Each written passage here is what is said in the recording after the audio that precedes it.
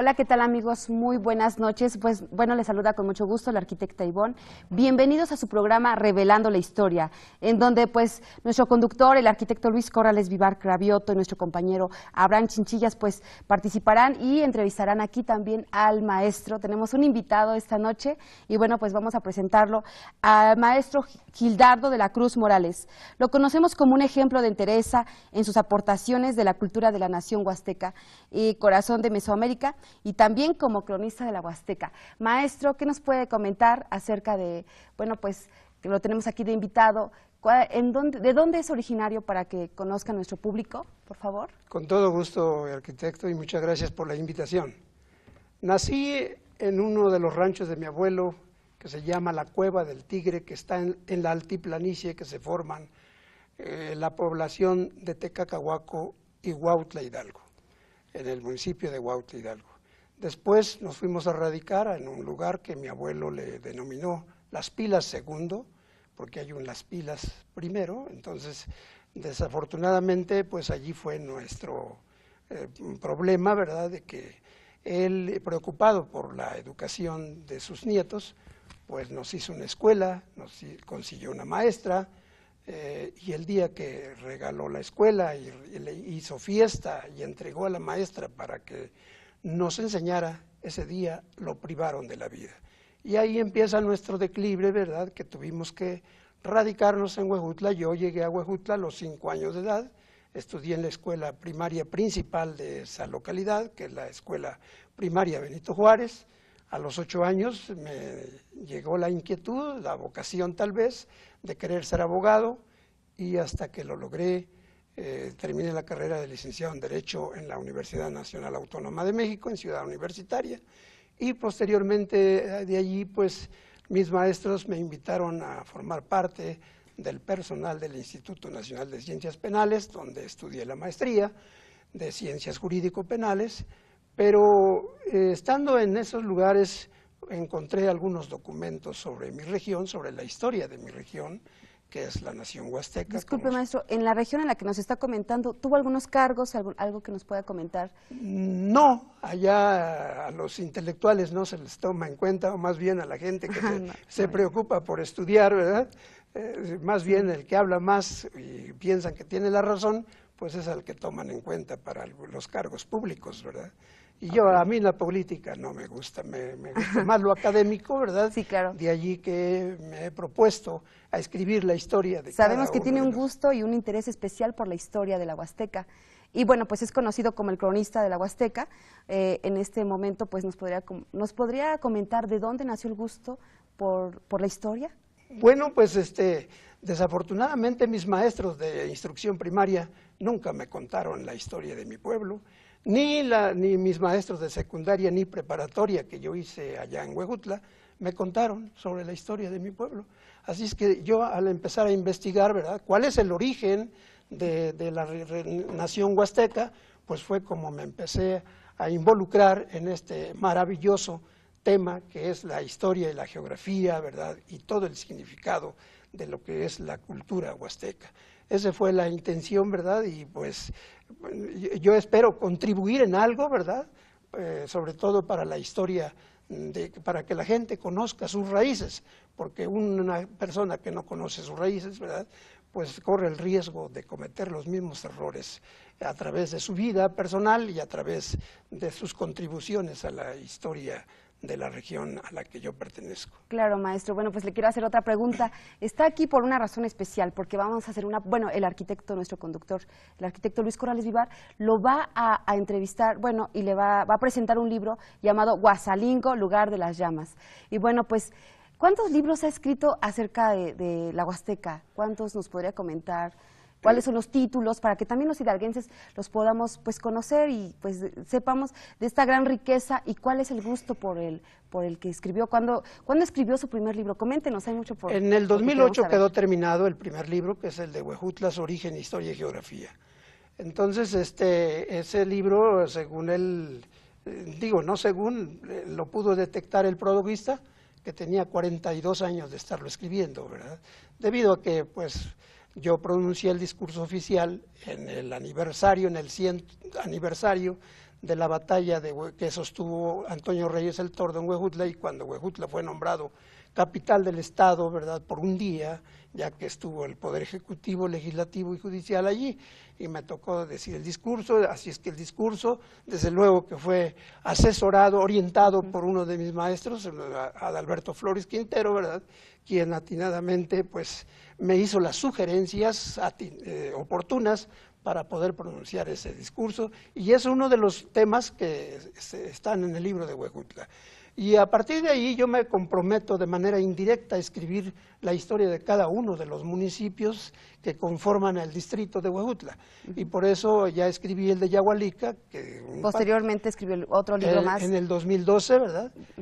¿Nos podría decir los títulos de los libros? Sí, Yahualica y Xochitlan, Eslabones Perdidos, ¿verdad? Muy bien. Eslabones Perdidos porque la historia nadie la toma en cuenta, ¿verdad?, cuando tiene contribuciones que hacer a la historia, no nada más de la Huasteca y de México, sino de Mesoamérica y más allá de Mesoamérica. Y luego escribí el libro de Huasalingo, que lo presenté el 10 de octubre en el municipio, ¿verdad? Y he sido coautor también del libro de cuentos, ¿verdad? He prologado varios libros y ahorita también estoy escribiendo el de Mixquiahuala, que a unos gente allí entusiasta me invitó a que escriba el libro de Mixquiahuala y lo voy a hacer. Pues qué bien que pues en otros municipios se esté aportando, además de la Huasteca, ¿no? Bueno, pues también comentamos que en este libro de Huasalingo, Lugar de las Llamas, tiene un apartado especial que se llaman Reflexiones Finales. Bueno, para terminar, y pues el arquitecto, nuestro conductor, lo puede entrevistar, pues nada más le quería comentar unas frases muy lindas que usted comenta al final. Por ejemplo, si quieres ver realizados tus sueños, constrúyelos, constrúyelos despacio. Otro también que dice, haz poco, pero hazlo bien. Y también comenta otro, la moralidad y nuestras acciones son los que dan belleza a nuestra vida. Maestro, esa última parte de su libro, pues también es algo, pues, es una parte, pues, más de entusiasmo, de liderazgo. Qué bonito. ¿Por qué? ¿Cuál es la razón? Y bueno, pues unas últimas palabras que nos quiera comentar para que pasemos al siguiente bloque. Mire, la cultura, la familia, la sociedad debe estar sentada en bases firmes y raíces fuertes. De allí que si no seguimos nosotros esos consejos, ¿verdad? Claro. Estamos muy propicios a recaer en los errores. Esas frases no son mías, es presunción aparte, son de las que yo he recopilado de libros que yo he leído, pero sí las puse allí por valiosas, porque son un sustento para los niños. Este libro, para los jóvenes y todos también. los libros que yo estoy escribiendo, pues trato de darles ese enfoque pedagógico. Combina la historia con esta parte, sí, ¿no? Para pues decirles a los niños, oigan niños, la vida es así y la sociedad es así, entonces construyan su destino, porque finalmente nuestro destino debe y puede estar en nuestras manos. Sí. Así es que por eso les digo, construyanlo despacio, pero bien, no quieran hacer muchas cosas y hacerlas mal, ¿no? Claro que sí. Entonces, pues también para los jóvenes se aplica ese es el bastante. propósito, desde luego, para pues los sí. jóvenes, ¿verdad? Y yo cuánto quisiera que los jóvenes leyeran, estudiaran y pues se divirtieran, libro, pues, porque un libro, como dice José Luis Borges, sí, ¿verdad? Claro. Es el mejor instrumento que se ha construido en la humanidad. Digo, yo soy afecto a la electrónica, ¿verdad?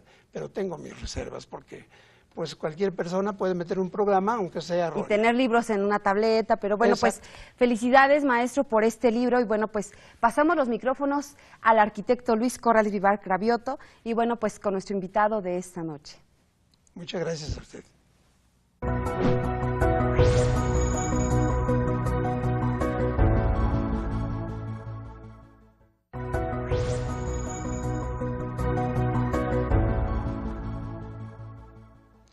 Amigos, muy buenas noches. Revelando la historia, para quienes nos hacen el favor de ver el viernes y también los domingos que nos hacen favor de presenciarlo de 10 a 11 de la noche. Qué gusto me da saludarlos a todos ustedes. Cada 8 días me da mucho satisfacción y alegría poder comunicarme y hablar de nuestro estado, de sus costumbres, de sus libros, de sus personajes, de sus tradiciones, de sus ferias. Bueno, me da mucho gusto. Acuérdense ustedes que hace un par de programas tuvimos el anuncio de la feria de Orizabita en el municipio de Izmiquilpan.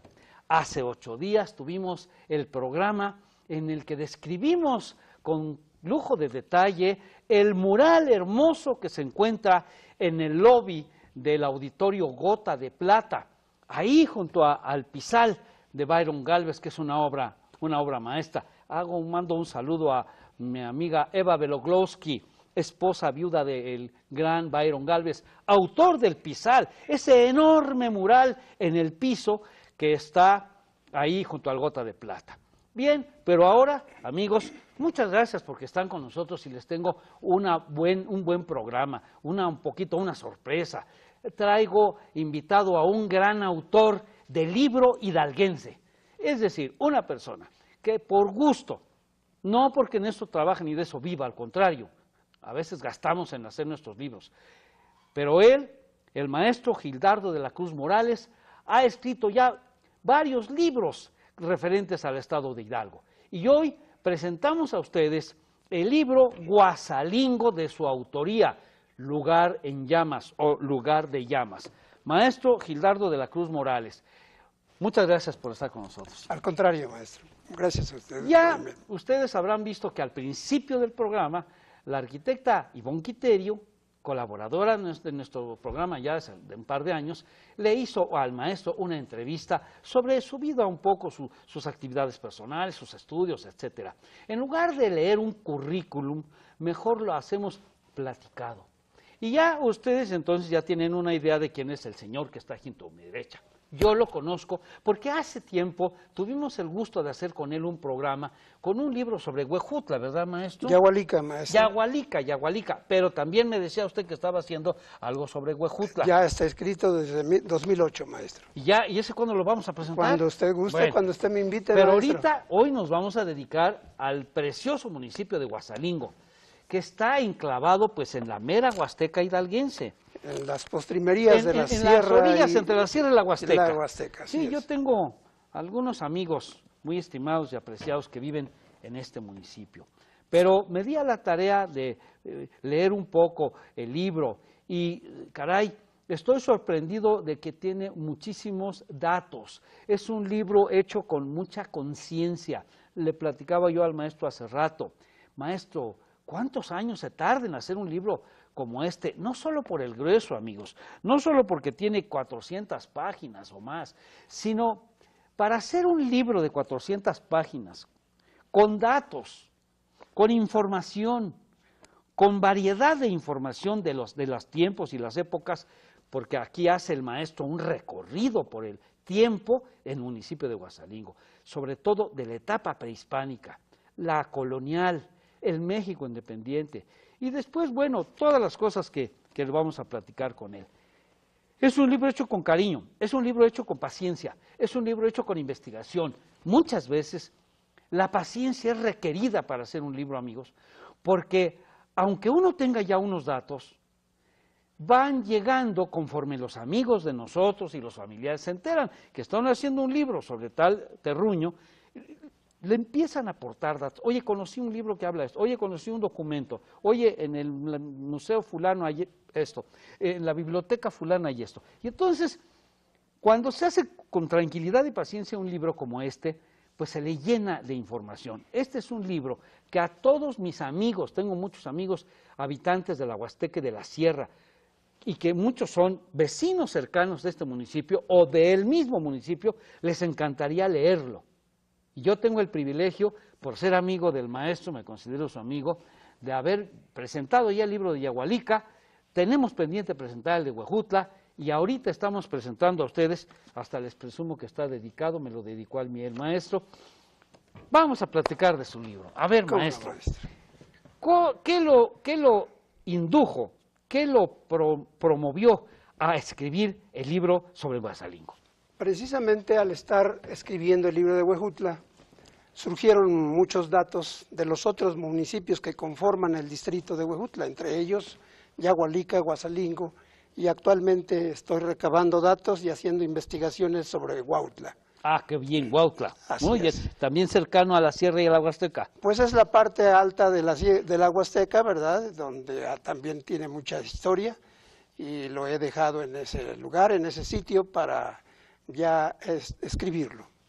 Así es, maestro. Y entonces así fue como se orientó a escribir el libro de Huasalingo. Sí, porque surgieron datos, ¿verdad?, del libro de Huejutla, sobre Huasalingo y de los otros municipios, que son 8 municipios los que conforman el distrito de Huejutla.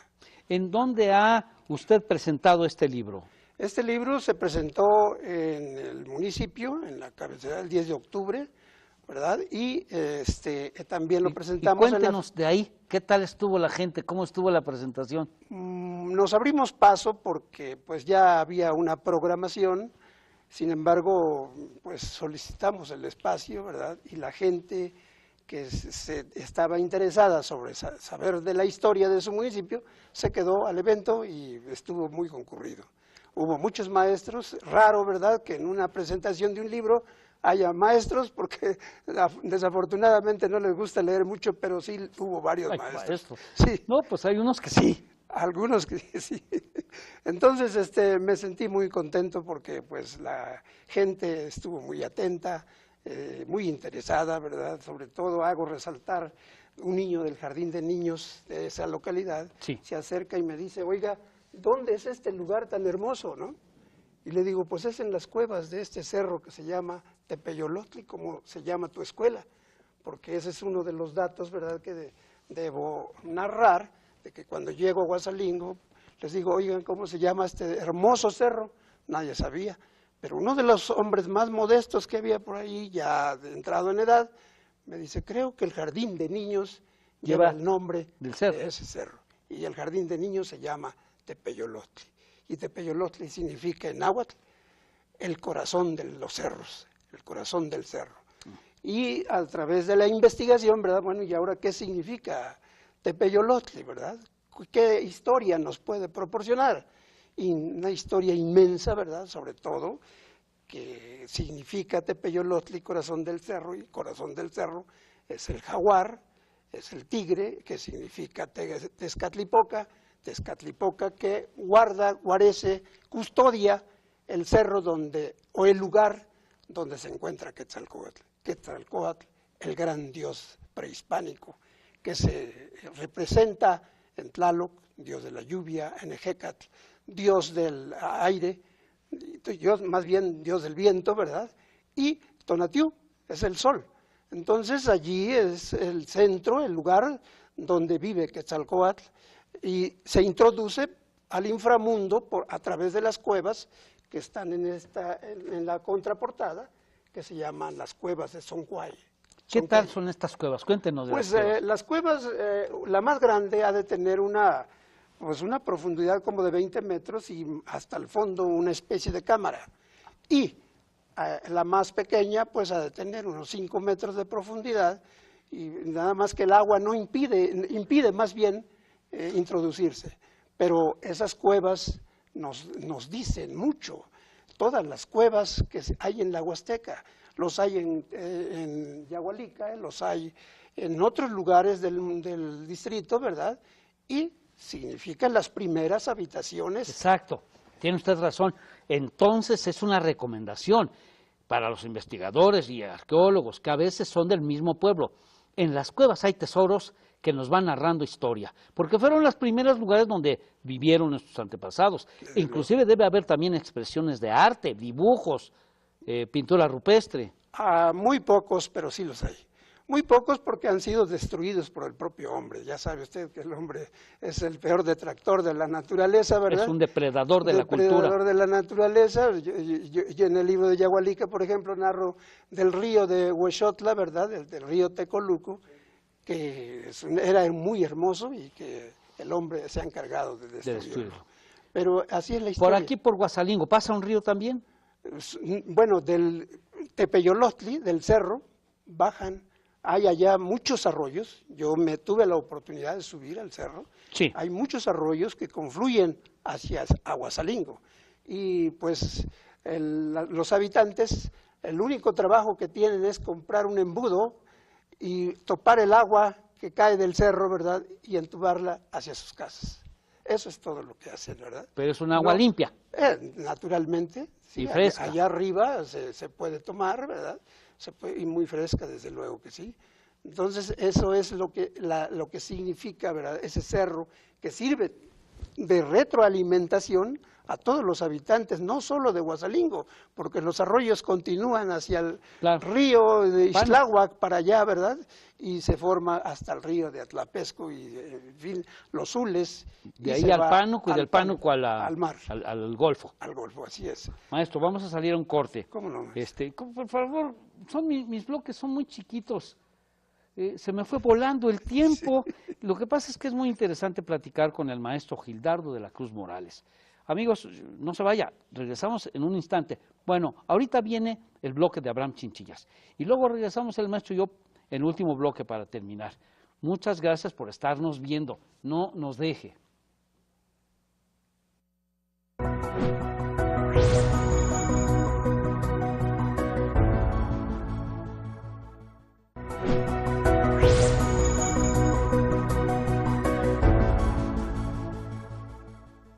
Amigos de Revelando la Historia, gracias por continuar con nosotros. Como cada semana tenemos nuestra recomendación editorial y efemérides.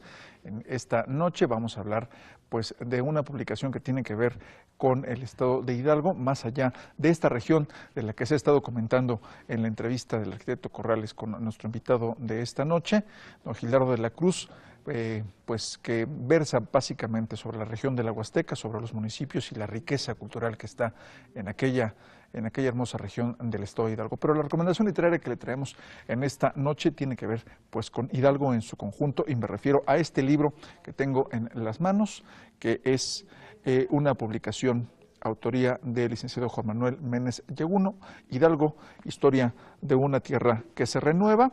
Es una monografía sumamente completa, detallada, del estado de Hidalgo desde la parte prehispánica, incluso más allá, desde los primeros vestigios de habitación del hombre en estas tierras, las pinturas rupestres y los petrograbados, hasta nuestros días, pasando por supuesto no solo por la geografía, la orografía, la historia más antigua prehispánica de la entidad, sino también la etapa de la colonia en el territorio hidalguense, los personajes que le dieron importancia a esta tierra, sobre todo a partir de la etapa independentista. El libro está introducido con un mensaje del gobernador del estado de Hidalgo, el licenciado José Francisco Olvera Ruiz, donde hace hincapié del esfuerzo que el cronista del estado hace pues por mantener esta publicación actualizada hasta prácticamente nuestros días. En este libro vamos a encontrar pues algunas fotografías, una serie de imágenes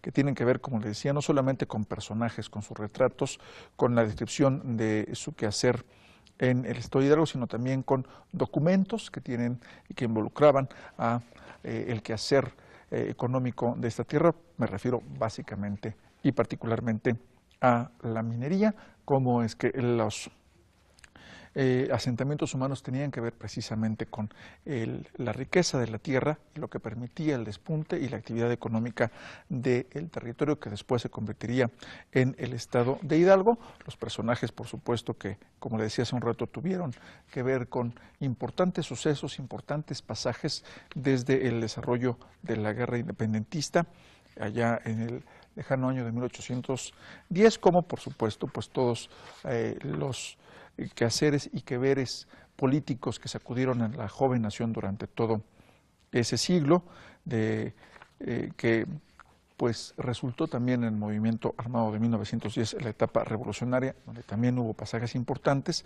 en el estado de Hidalgo que son narrados a detalle y relacionados de manera muy interesante y muy entretenida por el licenciado Ménez Yeguno en esta publicación. Hace hincapié, por supuesto, en la parte moderna, a partir del siglo XX, la actividad que ha desarrollado el Estado, sus habitantes, también desde el punto de vista económico, algunos detalles muy interesantes, por ejemplo, esto que está usted viendo aquí, que son billetes circulados en el Estado emitidos por el Banco de Hidalgo, en uno de los pasajes más interesantes de la etapa revolucionaria, de la etapa de principios del siglo XX. Por supuesto, también se habla del desarrollo, la concepción, el erguimiento de monumentos tan importantes en el Estado, como por ejemplo el reloj monumental de Pachuca, así como las personas y los interesantes sucesos que fueron rodeando la construcción de estos y que ahora pues son parte importante de nuestra identidad y de nuestra imagen cultural en el Estado de Hidalgo. Hay también, por supuesto, una colección fotográfica muy interesante donde vemos, por ejemplo, esta imagen que está usted viendo en pantalla.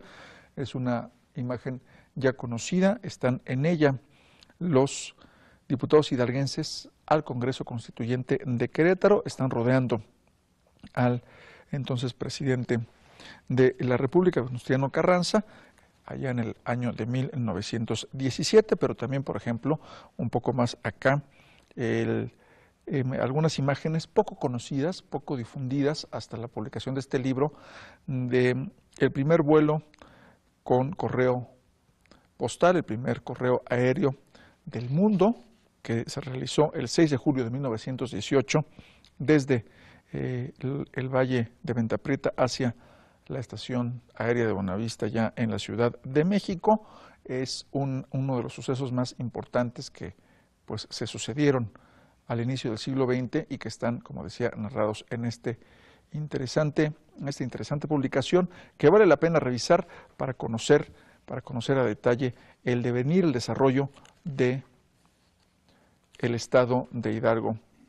Y termina pues esta narración, esta publicación con un recuento de la etapa moderna, donde también pues se hace hincapié de los importantes rasgos de desarrollo que ha tenido la entidad. Vemos en esta imagen, por ejemplo, parte del pisal, como se le conoce, el mosaico horizontal, homenaje a la mujer del mundo del maestro Byron Gálvez, y al fondo se alcanza a ver el Teatro Gota de Plata, y que ahora es ya pues también un referente no solamente turístico sino cultural de la capital del estado. Hay aerolíneas que al pasar sobre la ciudad de Pachuca piden a sus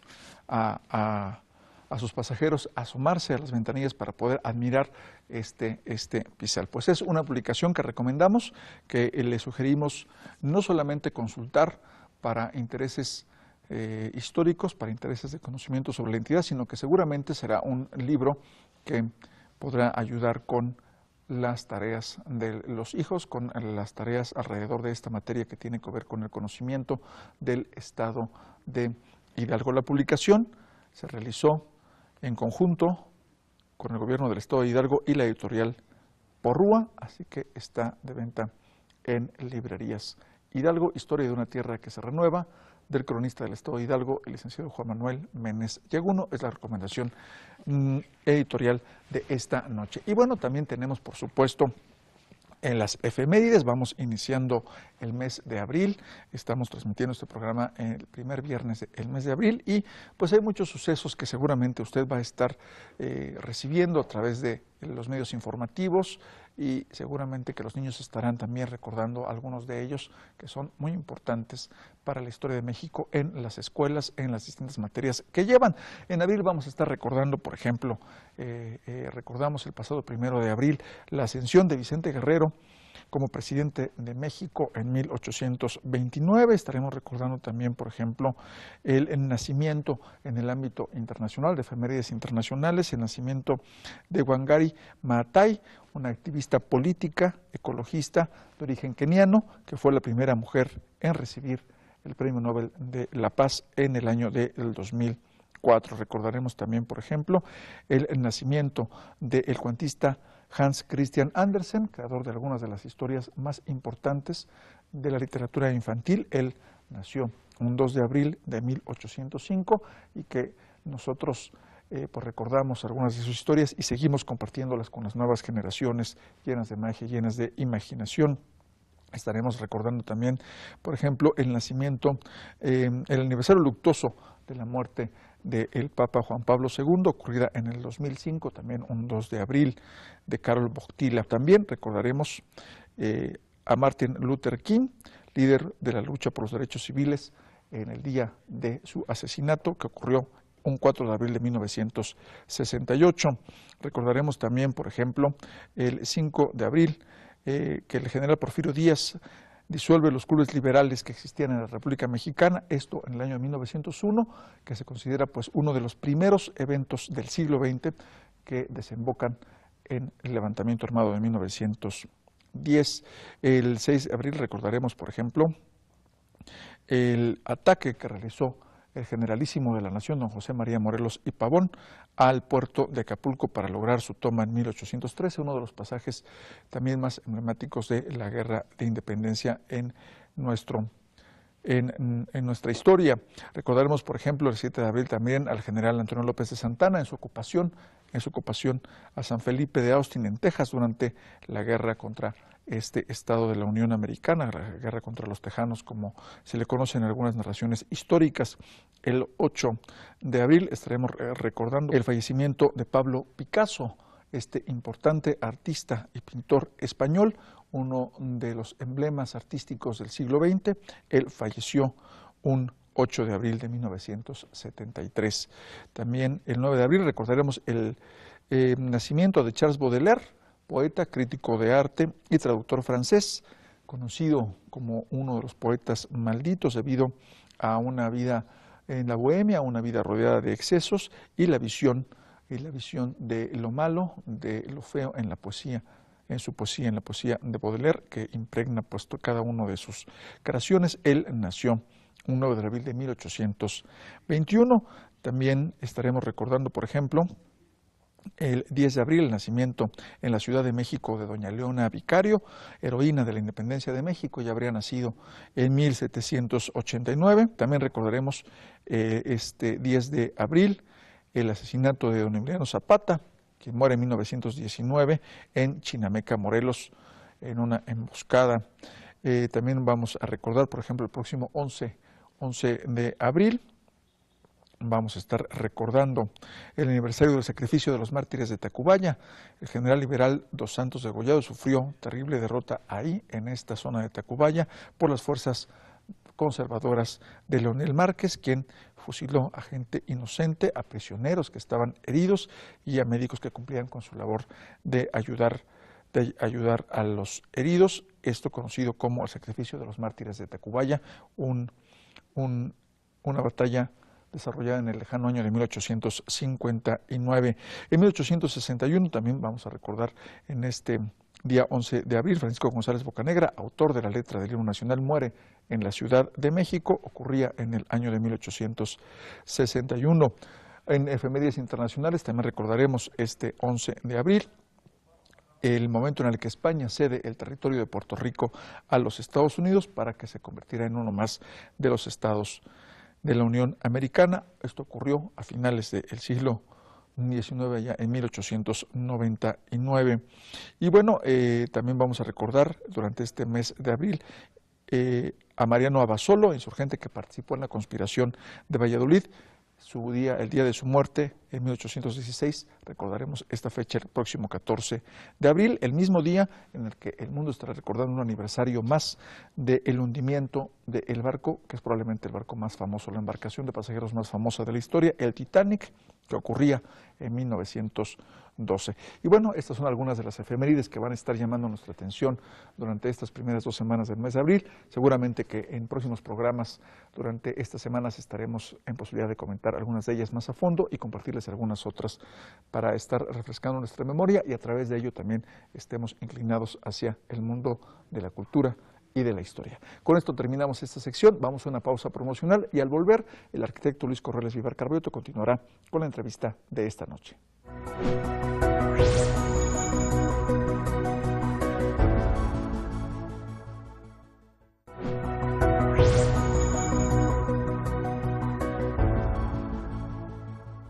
Amigos, estamos otra vez aquí. Maestro, ya vimos que se nos va el tiempo muy rápido. Mi pregunta ahora para usted va a ser la siguiente.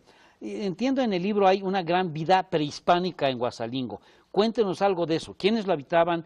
Hay también capítulos sobre la escultura y los restos que hay de estas culturas. Desde luego que sí. Recuerden ustedes que hace 20.000 años antes de nuestra era, pues la Tierra, la superficie terrestre, se cubrió de hielo y los hombres tuvieron que buscar lugares benignos donde hubiera un clima, donde hubiera alimentos. Entonces, a algunos les parece increíble que tuvieron que buscar la Huasteca, a donde allá es la eterna primavera. Yo creo que mejor que en Cuernavaca, ¿verdad?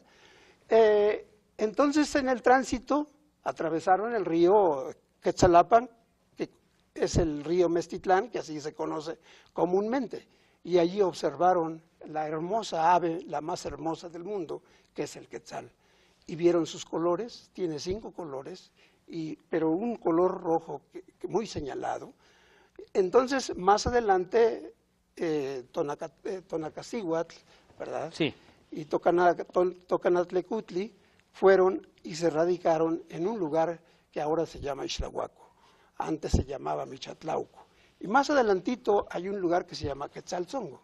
Entonces, allí nació Quetzalcóatl y sus hermanos, Tezcatlipoca Colorado, Tezcatlipoca Negro, que es el malvado, el malo, el que lo persigue hasta que lo expulsa del imperio tolteca, y también nació Huitzilopochtli. Estos hermanos lo envidiaban desde que nació porque era muy querido, era deseado, ¿verdad? Y entonces quisieron arrojarlo en las peñas de Tlanchinoltipac. Y finalmente, ¿verdad?, lo metieron a una cueva nuevamente, volvemos con las cuevas, lo metieron a una cueva, allí Quetzalcóatl se introdujo y engañó a sus hermanos porque ellos le prendieron fuego a la boca de la cueva y él se introdujo y observó que unas hormigas llevaban unas cascaritas y es el origen del maíz, el teocintli es el origen del maíz. Tanto era el asedio para privar de la vida a Quetzalcóatl, que privaron de la vida a su papá, y él tuvo que huir a la Huasteca llevándose el teocintli. Entonces, desde esa región se empezó a cultivar el maíz hasta los límites con Tamaulipas. Entonces, Quetzalcóatl, ¿verdad?, el gran dios, no como lo dice el maestro León Portilla, que es Cristo, que es Buda, que es Jehová, no, ese es el gran dios, el que todo lo ha podido, ¿verdad? Él hizo la naturaleza, él dio la creación. Entonces se iba y se radicaba pues en el lugar donde veía propicio. El terreno, ¿verdad?, la geografía y pues todo lo que le podía proporcionar alimento, no nada más para él, sino para toda la gente que él tenía. Entonces allí en Yahualica, en Huasalingo, gracias a don Alfredo Fallado Orozco, que recopiló muchas esculturas, yo me imagino que son como 400, nunca las pude contar, tiene la mejor escultura sobre Quetzalcóatl, con su gorro cónico, sus orejeras, su pectoral triangular hacia abajo, ¿verdad?, su estandarte, sus manos, cuyos nudos aquí significan el maíz, ¿verdad?, y la característica del huasteco, y como lo dice Fray Bernardino de Sahagún, ¿verdad?, sus vergüenzas enseñando, porque habiendo tanto algodón allá, que se cultivó allá, se empezó a cultivar allá, tan es así que Quetzalcóatl en Tula lo convierte el algodón de diferentes colores, así como el maíz, ¿verdad?, también maíz costic, amarillo, maíz chipáhuac, blanco, maíz yayahuic, que es negro, ¿verdad?, chichiltic, que es maíz colorado. Entonces, desde allá trae también el algodón de colores. Las calabazas en Tula no las alcanzaba a abarcar un hombre, ¿verdad? Ese es Quetzalcóatl. Pero nos encontramos con otras esculturas increíblemente hermosas. Por ejemplo, hablamos del hombre huasteco, el togüello, que así se le conoce, así lo nombra Fray Bernardino de Sahagún, ¿verdad? Y también el maestro León Portilla. Y yo quisiera que algún día se acercara a la Huasteca y que conociera el togüello, cómo es. Dice, el hombre que anda enseñando sus vergüenzas desnudo, con un cinto nada más que empieza a amarrarse atrás y al frente un sostén, un paño hacia atrás. Entonces, esa es la escultura más clara. También hay otra escultura como es el yugo. El yugo, muchos los científicos, arqueólogos y antropólogos le han dado un sinnúmero de significados. Sin embargo, ¿verdad? ¿Qué es lo que significa el yugo? El yugo es una piedra en forma de herradura, como de 45 centímetros de ancho, ¿verdad? Y de largo. Entonces, ese es una roca que pesa aproximadamente 30 a 35 kilogramos. Entonces, los mancebos, ¿verdad?, que vivían, que se querían ofrendar, les amarraban ese yugo en el cuello y en la poca agua que quedaba, ahí lo sumergían y se moría. Se autoofrendaba el mancebo, porque quiero decirle que Quetzalcóatl nunca aceptó los sacrificios. Sí, y vuelvo a tocar este tema en el libro de Huasalingo, el juego de pelota. Debido a que dicen muchos historiadores que el yugo, ¿verdad?, 30 o 40 kilos, se lo ponían los jugadores de pelota en la cintura para jugar, ¿no? Y eso es imposible, quedarían inmovilizados, ¿verdad? Y la realidad no, es que se utilizaba para los autosacrificios. Así lo encontramos en el Códice Magleaviechi, que es la región de los tlahuicas, de toda la región de Cuernavaca, del Teposteco, de Tepoztlán, hasta Cuautla y toda esa región, y también lo encontramos en el Códice Iztlizóchitl, que es en la región de la Colhuacan, la región de Texcoco, donde habitó el gran poeta, filósofo, ingeniero Netzahualcóyotl. Maestro, bueno, hay una gran riqueza entonces de motivo prehispánico que usted ha estudiado y que aquí va usted a encontrar, amigo, en el libro de Huasalingo. También trata el tema de la época colonial. Habla usted del santo Fray Antonio de Roa. Así es, fue uno de los primeros misioneros que llegaron a Molango. Llegó él a Molango. Al ver la situación allí tan inhóspita, tan difícil, ¿verdad?, quiso regresarse a España y se fue a Totolapan, Morelos. Allí estuvo un año, pero nuevamente yo creo que ahí aprendió el mexicano. Providencialmente, ¿verdad?, le vino una reflexión y dice, no, tengo que regresar a la región de la Sierra de Hidalgo, ¿verdad? Bueno, no había Hidalgo en aquel tiempo, la región de la Sierra. Tonacatlalpan se llamaba la región de la Huasteca, se llamaba Tonacatlalpan, no era Huasteca, no, esa es una palabra castellanizada, sí, claro, que la introduce Bernal Díaz del Castillo y la adopta Fray Bernardino de Sahagún. Entonces, eso es lo que nos hace a nosotros pensar, bueno, ¿cómo es posible, no, que tanta historia, ¿verdad?, se esté dejando al margen y no se aproveche, no se trate? Porque cada tema aquí da para un libro, ¿eh? Sí, claro. Sí, no, y para un par de programas nuestros. Así es, maestro. Entonces, Fray Antonio Roa llega allá y ve la necesidad de cristianizar y va en su camino. Se dice que hacía milagros, porque amanecía en Huejutla, o amanecía en Gilitla, o amanecía en Huasalingo. Tenía el don de la doble ubicación, que es un don de santidad. Y llega primero a San Pedro Huasalingo, donde construye la primera iglesia de esa región. Después de allí se va a San José Huasalingo. Entonces de allí va construyendo también a la de Huejutla, ¿verdad? Se supone que él la inició, los cimientos, ¿verdad?, sobre una hermosa y gran pirámide que se establecía. Por eso está en alto, ahí en Huejutla. Sí. Bueno, y en Huasalingo, en San Pedro y en San José, ¿hizo en ambas partes una iglesias? Sí, efectivamente, así es. Que no son grandes, son simplemente grandes. El templo y quizá unas habitaciones para los frailes y listo, ¿verdad? Sí, no son grandes, pero tienen la estructura, ¿verdad?, que él mismo implementó para la construcción de las iglesias. No les podemos encontrar semejanza, ¿verdad?, las construcciones de los agustinos, como es la de San Pedro, Totonilco, Pasoyucan, Molango. Lugares, ¿verdad?, son idénticos, parecidos, con ciertas espadañas, ¿verdad?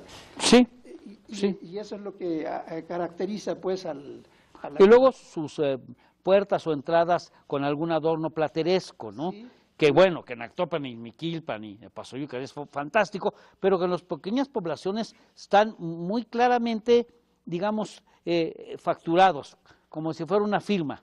Lo curioso de estas iglesias de San Pedro, San José, Guasalingo y San Juan Chalchocotla y San Francisco es que el campanario está afuera. Como la de Molango. Sí, y a las campanas, por ejemplo, las de San Francisco, ¿verdad?, que datan de 1670, 1716, pues allí a la intemperie, para que alguien se las lleve, pues es un valor histórico inmenso, ¿verdad? Sin embargo, así están. El campanario, por ejemplo, de San Pedro, ya en destrucción, los muros, ¿verdad?, que lo cercan, también ya en destrucción. Yo creo que sería importante, ¿verdad?, que los arqueólogos o alguien volteara hacia allá, ¿verdad?, porque ya hemos sufrido mucho de esa indiferencia. Sí. Entonces, pues es curioso que, por ejemplo, don Antonio Peñafiel, que es un baluarte del estado de Hidalgo, ¿verdad?, no hable en sus documentos de la región huasteca. Entonces, es algo que a mí, en lo personal, me preocupa, y sí quisiera invitar a la gente, ¿verdad?, que se preocupe por eso, sobre todo, pues un sitio arqueológico. Hay muchos vestigios de los teocalis, de los ajuales, de los cues, que así se les llama, ¿verdad?, de allí viene la palabra huasteca, de los cues, como le llamó Fray Bernal Díaz del Castillo. Entonces, no hay un sitio arqueológico.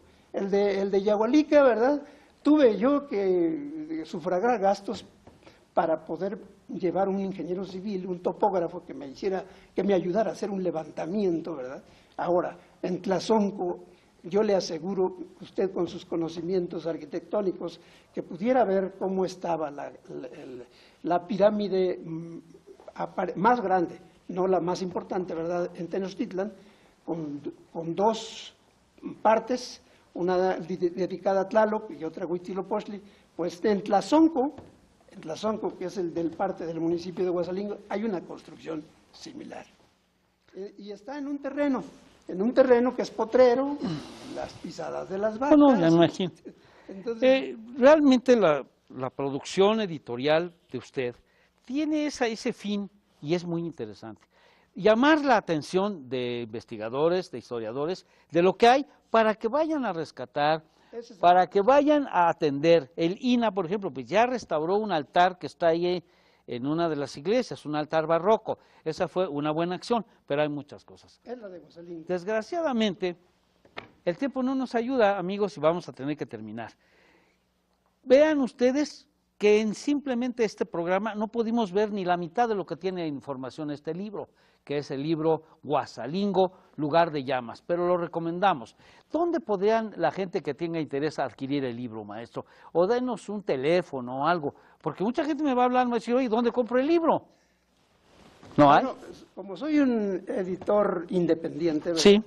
La mayor parte de los libros están en mi poder. Sí. Pero aquí el ingeniero Flores, que es Ya el sé. dueño de la papelería En del Matamoros. centro, ahí en Matamoros, ¿verdad? Enfrente de la plaza que está los Niños los Héroes, Niños pero Héroes. que se llama Plaza Felipe Ángeles.